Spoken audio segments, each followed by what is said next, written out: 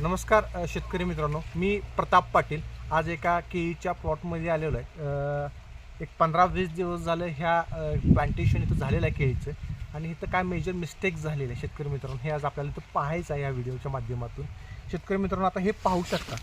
ही जी पानं आहेत तुम्हाला, ही पानं व्हाईट झालेली आहेत, जळल्यासारखे झालेले आहे शेतकरी मित्रांनो। आता हा प्रॉब्लेम काय आहे नेमकं,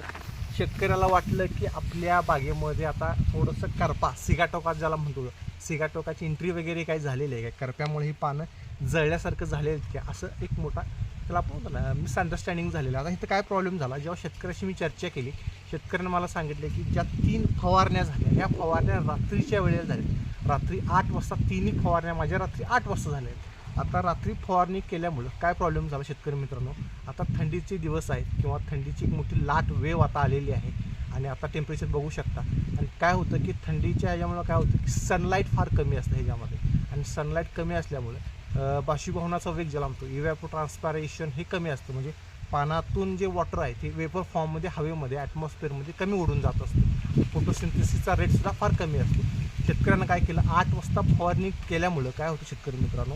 ह्या पानाच्या वरती ज्या स्टोमॅटा असतात, स्टोमॅटा म्हणजे काय असतात, छोटे छोटे होल्स असतात, त्याला ॲग्रिकल्चर टर्म्समध्ये स्टोमॅटा म्हटलं जातं। हे ओपनिंग आणि क्लोजिंग मेकॅनिझम असतं। ओपनिंग म्हणजे काय, दिवसा डे टायमिंगला हे ओपन असतात, ओपनिंग मेकॅनिझम म्हणतात त्याला, आणि क्लोजिंग म्हणजे संध्याकाळी 6 नंतर जसं सनलाईट कमी होईल, सूर्यप्रकाश कमी होईल, तसं ते क्लोजिंग होत जातात। आपण जे औषध फवारतो शेतकरी मित्रांनो, ह्या पानावरती असणारे स्टोमॅटा असतील, छोटे छोटे क्रॅक्स असतील किंवा मायक्रोपोर्ट्स असतील, ह्या माध्यमातून आपण जे औषध दिलेलं आहे त्या एंट्री पॉईंटमधून हे औषधं पानामध्ये आत जात असतं, आणि संध्याकाळी 6 नंतर हे स्टोमॅटा क्लोज झाले तर आपण जे काय औषध फवारतो ते काय होतं, वरती साचतं, ॲक्युम्युलेशन होतं, म्हणजे पानाच्या जो सरफेस आहे तो सरफेसवरची त्या औषधाचं काय होतं, साठा होतो, आणि ते पानामध्ये शिरत नाही। परत काय होतं की रात्री थंडी वाढल्यामुळे दवाचं पाणी असेल हे यामध्ये मिक्स होतं, आणि ते काय होतं की औषध आत न गेल्यामुळे, कारण त्या स्टोमॅटाच्या आजूबाजूला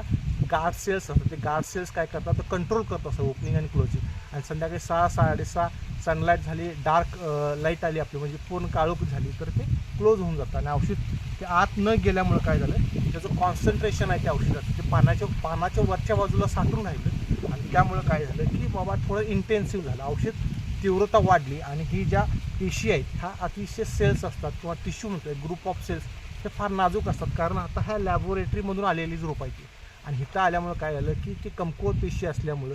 त्यांना ते सहन झालं नाही त्याचं कॉन्सन्ट्रेशन त्या औषधाचं, आणि ह्या पेशी इथं जळल्या, आणि हा एक डेड पॅच ज्याला म्हणू शकतो तेवढा भाग जो आहे आता हे जळल्यासारखं हा व्हाईट इथं तयार झालेला आहे। आता इथं काय काळजी घ्यायची शेतकरी मित्रांनो, थंडीच्या दिवसामध्ये